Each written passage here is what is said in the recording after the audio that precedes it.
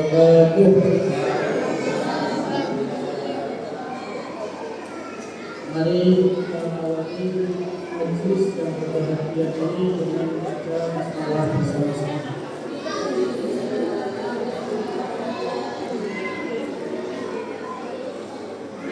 Alhamdulillah, alhamdulillah, nahmaduhu wa nasta'inuhu wa nastaghfiruh wa na'udzu billahi min shururi anfusina wa min sayyi'ati a'malina.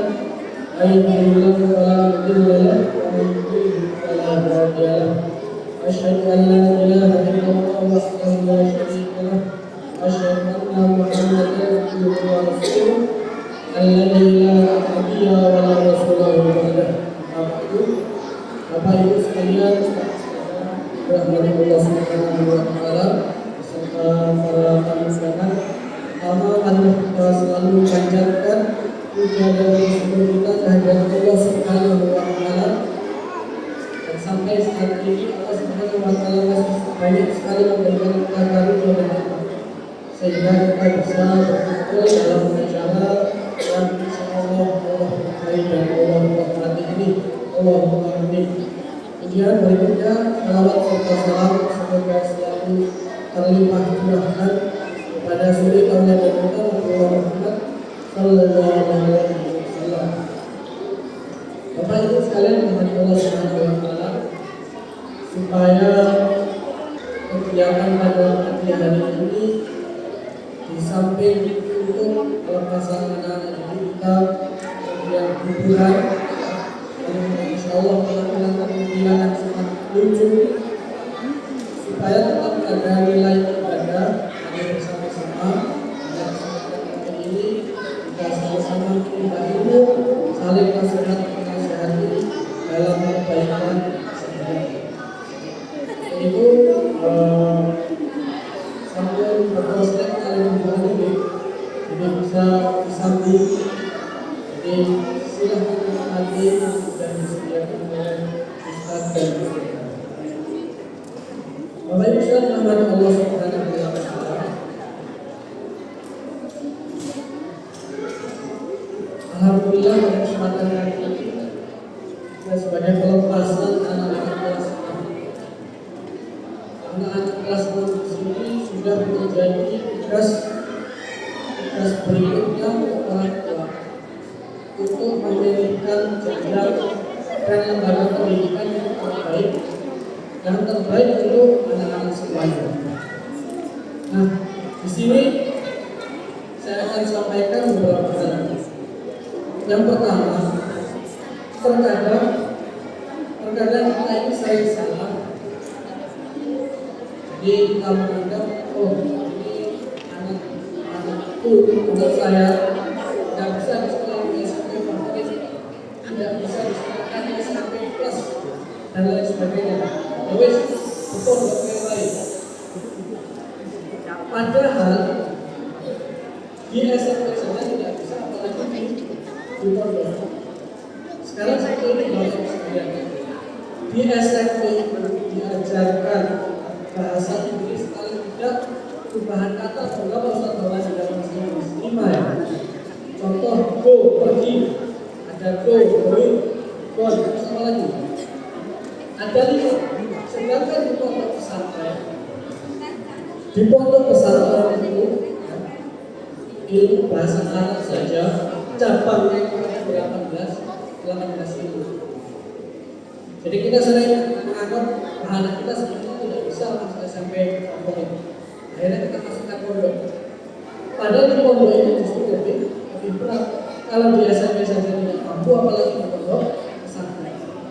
Bahasa Arab kata kerja yang ada 3. Yang pertama fi'il amr atau kata perintah, kemudian fi'il mudhari kata kerja, atau fi'il tadi kata kerja yang sudah dilakukan. Satu kata kerja saja dalam bahasa Arab itu perubahan 14 kata. Contoh begini, dhahaba, dhahabu, dhahaba, dhahaba, dhahabu, dhahaba, dhahabu, dhahabna, dan seterusnya sampai 14 perubahan kata. Itu baru bahasa Arab. Belum ilmu tafsir. Di dalam ilmu tafsir ada ma'ani, ada ilmu kasih nafsu dan lain sebagainya. Bapak Ibu sekalian berkat Allah Subhanahu wa taala, akan membandingkan antara SMP dan pondok pesantren. Tapi di sini akan kami sampaikan adalah kita harus pandai-pandai melihat potensi anak kita itu gimana. Contoh misalnya Fatimah, ibu saya, anaknya banyak, ada yang jadi kameramen, ada yang jadi guru, ada yang jadi ngaji, ada yang jadi supir. Ya. Jadi semua itu ada tugasnya masing-masing. Jangan dia anak yang pintar bahasa Arab di sekolah ini di SMP. Jangan dia yang pintar matematika ilmuwan dipaksa masuk pondok pesantren. Jadi kita sebagai orang tua yang paling tahu di mana potensi anak. Bapak Ibu sekalian Allah Subhanahu wa taala, kemudian perintah Allah Subhanahu wa taala pada kita ketika Allah mengamanahkan kita anak-anak kita. Yang Allah perintahkan kita adalah mendidik anak-anak kita itu adalah dengan akhirat. Bukan dengan apa-apa, dengan akhirat. Kenapa? Karena tidak ada alasan, bisa digarisbawahi ya Bapak Ibu sekalian, tidak ada alasan atau tidak ada faktor seorang anak mau duduk bersama orang tua di masa tuanya orang tua tadi kecuali alasan akhirat. Buktinya, ya, bukti kita sudah kenal bersama Uwais Al-Qarni. Uwais Al-Qarni itu memiliki seorang ibu yang sudah sangat tua renta. Kemudian suatu ketika ibu tadi berkata kepada Uwais Al-Qarni, jadi Uwais Al-Qarni itu adalah sahabat Nabi Muhammad SAW. Nah, ibu pengen haji. Kemudian Uwais Al-Qarni tidak menjawab, Bu, naik haji itu bukan mampu saja. Ibu sudah tua, sudah lumpuh, jadi tidak bisa mikir mau naik haji. Padahal kalau Uwais Al-Qarni mengatakan hal seperti itu, Uwais Al-Qarni tidak salah. Karena syariat haji adalah walillahi hijjul baiti liman istata'a ilaihi sabila. Sesungguhnya ibadah haji itu disyariatkan kepada orang-orang yang mampu. Jadi kalau orang lumpuh mampu atau tidak dari itu, orang yang sudah sembuh mampu atau tidak. Jadi ibunya puasa itu sudah tidak kualifikasi untuk berangkat haji. Tapi apa yang dilakukan beliau ketika ibunya meminta ini berangkat haji, beliau yang langsung berangkat ke pasar beli sapi kecil, sapi kecil yang masih sapi anak. Kemudian setiap hari, setiap pagi Uwais Al-Qarni itu menggendong sapi tadi, digendong ke atas itu. Setiap hari gendong ke atas, besok ke atas turun. Sampai orang-orang itu mengatakan sudah tua. Apa itu? Setiap hari bagi gunung gendong sapi. Ada satu seiring berjalannya waktu, semakin bertambahnya hari, sapi itu tambah besar atau tidak, Bapak Ibu sekalian? Tambah berat atau tidak? Tambah. Jadi ternyata Uwais Al-Qarni sedang latihan untuk gendong ibunya. Ketika datang musim haji, digendong dari ibunya, digendong berangkat dari Yaman menuju Arab Saudi. Nanti bisa dicek di internet, di Google Map, berapa jarak Yaman dan Arab Saudi. Kurang lebih ada 1.119 km. Saya kemarin bulan Januari berangkat dari Yaman ke Arab Saudi, naik bis jalur darat saja 3 hari 2 malam. Bisa dibayangkan seorang Uwais Al-Qarni jalan kaki gendong ibunya 1.119 km itu. Kalau sekarang jalan sekitar dari Temanggung ke Jakarta, terus pulang lagi dari kurang lebih dan itu dilakukan oleh Uwais Al-Qarni. Ini kalau untuk hitungan dunia, hitungan material tidak masuk Bapak Ibu sekalian. Jadi kenapa Uwais Al-Qarni bisa seperti itu? Karena tidak tahu di balik ini semua adalah ada janji akhirat. Makanya di sini Rasulullah Shallallahu Alaihi Wasallam memerintahkan yang kita ajarkan terlebih dahulu kepada anak-anak urusan akhirat. Bapak Ibu sekalian, Allah Subhanahu Wa Taala, kalau kita tidak menanamkan akhirat nasihat sejak dini kepada anak-anak kita. Bisa kita ambil contoh di Jepang. Negara Jepang itu ada adat, ada fenomena yang dinamakan ibasui, di mana seorang anak itu kalau sudah dewasa dan memiliki orang tua yang sudah tua itu juga kondang. Ya. Jadi kalau seorang tua yang merepoti sudah cukup, yang repot kalau di Jepang adatnya mereka digotong dengan hutan, kemudian dibuang di tinggalkan. Sampai ada salah satu cerita di Jepang yang terkenal juga, ketika anak itu tadi bawa ibunya mau dibuang ke hutan, ibu dari sepanjang jalan melempar ranting-ranting itu dilempar di sepanjang jalan. Kemudian ketika anaknya sudah meninggalkan ibu tadi, ibunya tadi mengatakan, nanti kalau kamu pulang, ini ranting-ranting apa? Karena itu yang sudah disediakan supaya kamu tidak tersesat. Akhirnya anak tadi sadar dan tidak jadi membuang ibunya. Inilah bahwa ini fenomena yang terjadi di negara mereka ketika sudah merasa ibunya atau bapaknya menyusahkan mereka buang dan dibiarkan lagi di tengah hutan. Kenapa bisa seperti ini? Karena anak-anak tadi tidak ditanamkan akhirat sejak dulu.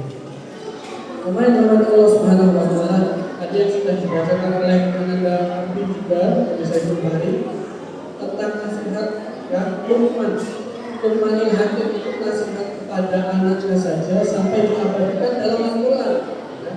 Apa nasihat Luqman? Ketika itu nasihat yang pertama diajarkan Luqman Hakim kepada anak-anak adalah la tusyrik billah. Jangan kalian mensekutukan Allah. Artinya di sini Luqman Hakim ini menanamkan tauhid kepada diri anak-anak ini, sehingga Allah Subhanahu wa Ta'ala abadikan nasihat-nasihat yang sudah disampaikan Luqman Hakim kepada anak ini. Makanya Allah Subhanahu wa Ta'ala. Kemudian pada kesempatan kali ini sedikit juga akan kami sampaikan tentang bagaimana sih kita mendidik anak dan khusus sesuai yang sudah diajarkan oleh Baginda Muhammad Sallallahu Alaihi Wasallam. Di dalam kitab yang dituliskan di sini ada politik parenting atau parentingnya ala Muhammad Sallallahu Alaihi Wasallam. Jadi Nabi Muhammad mencontohkan kepada kita mendidik dengan 5 poin atau 5 hal. Yang pertama adalah al-uswah. Al-uswah ini apa? Artinya adalah keteladanan. Jadi kita contohkan hal-hal yang baik agar anak-anak jangan sampai ketika kita memerintahkan anak kita, ayo sholat. Ini posisi kita masih di depan televisi, posisi kita masih dengan HP. Kalau itu masih cekot Shopee, misalkan. Tapi kamu kita sholat, nanti anak-anak tanya, kita sholat belum? Itu belum ya, gampang. Nah itu tidak baik. Tidak akan masuk pendidikan yang seperti ini. Rasulullah sudah mengajarkan yang pertama yang paling penting itu adalah al-uswah tadi, yang keteladanan. Kemudian kita sebagai orang tua jangan membatasi atau menyampaikan budaya kita kepada anak kita. Maksudnya apa? Ketika anak kita belum menggunakan itu, jangan kita batasi dengan suruh dengan sesuai. Kemudian kita masih dalam ini salah. Ya. Jadi selagi anak itu masih mudah dibentuk karakternya, maka sendiri juga kita ajarkan untuk Allah. Jangan sama dengan hidayah yang kita dapatkan. Wah, saya aja dulu berangkat ke masjid sholat jamaah aja kita 30 tahun setelah nikah, setelah dia anak, terus anak itu bisa langsung pasti sudah hidup. Jadi untuk masih kecil, masih mudah mari kita sekalian. Kemudian yang kedua diajarkan Rasulullah SAW adalah al-adah atau pembiasaan. Jadi kita biasakan anak kita itu ketika bangun tidur langsung lipat-lipat, beres-beres tempat tidur, kemudian gosok gigi, sholat subuh, lain sebagainya. Kemudian pembiasaan ini juga yang akan terjadi panjang ya Bapak Ibu sekalian, 1 sampai 3 bulan. Kalau anak-anak sudah terbiasa, jangankan 3 bulan, dia akan terbiasa sepanjang hidupnya. Saya kasih contoh ya, contohnya ini dari pengalaman pribadi saya. Jadi bapak ibu saya di rumah sudah membiasakan kalau azan maghrib tidak boleh ada aktivitas apa-apa, tidak boleh pegang HP, tidak boleh nonton TV. Sehingga sekarang umur kami sudah besar-besar pun ketika kami nonton TV dan setelah azan langsung kita matikan. Ya, kita juga di pause dulu, selesai azan, jangan ditonton ya, sholat lanjut nonton. Nah ini prosesnya tidak mudah, tidak cepat ya. Tapi kalau kita berhasil, maka ini akan sangat membekas hidup anak kita. Kemudian kalaupun anak kita sudah terbiasa, sudah kita ajarkan kebiasaan, itu tetap akan tumbuh. Anak-anak kita kan tidak sekolah hidup tinggal bersama kita. Dia ada masa-masa dia harus sekolah jauh dari keluarga, kemudian dia bertemu temannya, mulai pergaulannya jelas, itu akan muncul biasa-biasa sudah diajarkan oleh orang tua. Nah, penting poin ketiga itu tadi, sekarang Rasulullah SAW setelah usbah atau teladan sudah dilakukan ada kebiasaan, dilanjutkan juga kedua an-nasihat atau nasihat yang baik.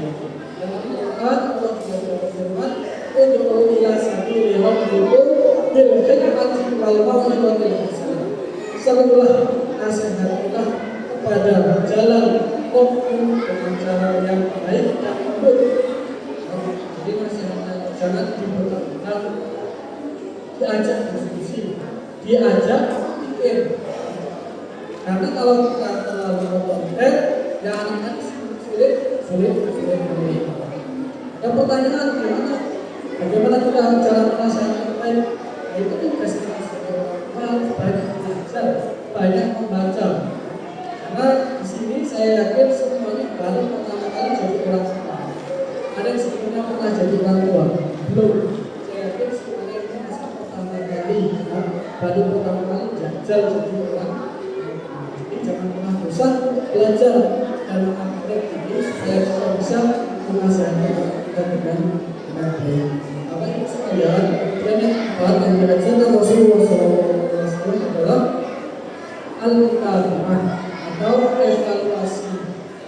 Dievaluasi yang sudah kita lakukan, yang sudah kita lakukan, yang anak kita lakukan setiap hari kita evaluasi. Dengan cara apa?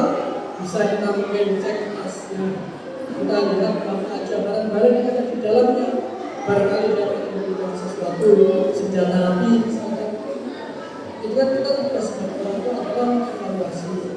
Kemudian sekali-kali dicek HP-nya, dicek kalau ada cek pelanggaran privasi tidak. Justru itu pertanggungjawaban kita sebagai orang tua. Kita ngasih HP, kita harus cek isi HP anak.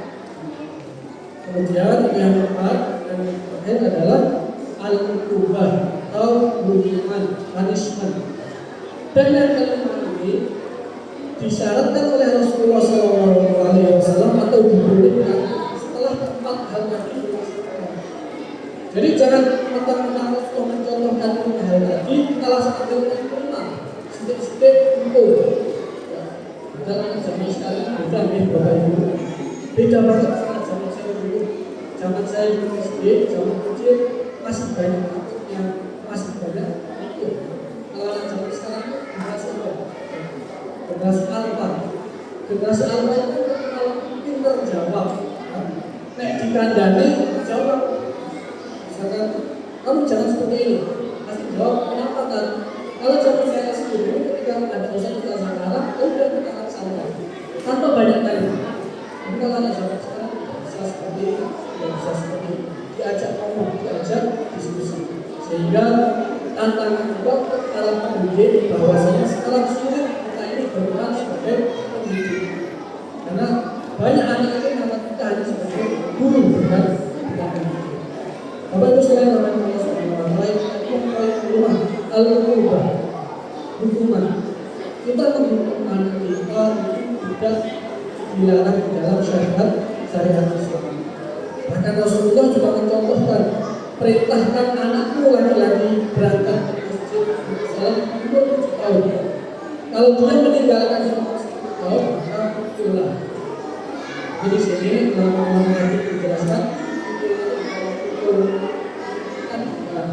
infonya menanggung saja. Tapi poin yang ini boleh dilakukan kita 4 poin tadi sudah kita kerjakan. Yang pertama Bapak Ibu al-uswah atau teladan. Yang kedua al-adah atau kebiasaan. Yang ketiga adalah apa tadi? Al-mutaba'ah atau evaluasi. Kemudian nasihat dulu, nasihat. Mutaba'ah, evaluasi dan kemudian adalah al-mubah. Bapak Ibu sekalian dirahmati Allah Subhanahu wa taala, itulah tadi poin atau latihan lima cara yang dicontohkan bagi Nabi Muhammad sallallahu alaihi wasallam. Kita tidak usah pusing-pusing melirik para yang sana sini, melirik para yang modern, melirik para yang barat dan lain sebagainya. Boleh kalau menggunakan boleh, tapi tidak usah bingung karena bagi kita Nabi Muhammad sallallahu alaihi wasallam sudah mencontohkan bagaimana mendidik anak-anak. Jadi tadi Bapak Ibu sekalian ingat yang perlu kita tanamkan sebagai diri adalah ilmu akhirat di perjalanan tentang jiwa dan pikiran serta hati anak-anak. Bapak Ibu sekalian yang perlu sebenarnya yang terakhir mendidik anak itu tidaklah mudah. Kita mencita-citakan anak kita itu menjadi soleh. Kalau kita bercita-cita anak kita soleh, kita sebagai orang tua harus soleh dulu. Kita sebagai ibu harus solehan. Jadi sebuah kebohongan kalau kita bercita-cita punya anak soleh, kita belum soleh. Jadi kita pasrahkan kan, kita pasrahkan kepada Allah Subhanahu wa taala. Setelah kita ikhtiar, kita pasrahkan kepada Allah untuk berdoa sehingga kita menjadi anak-anak yang soleh. Satu contoh dari imam besar dari Mesir di abad 10, namanya Muhammad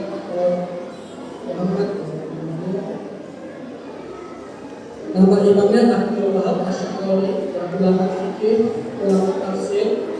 Suatu ketika dia menyampaikan anak-anak itu semua jadikan ulama, otak ajarkan ilmu.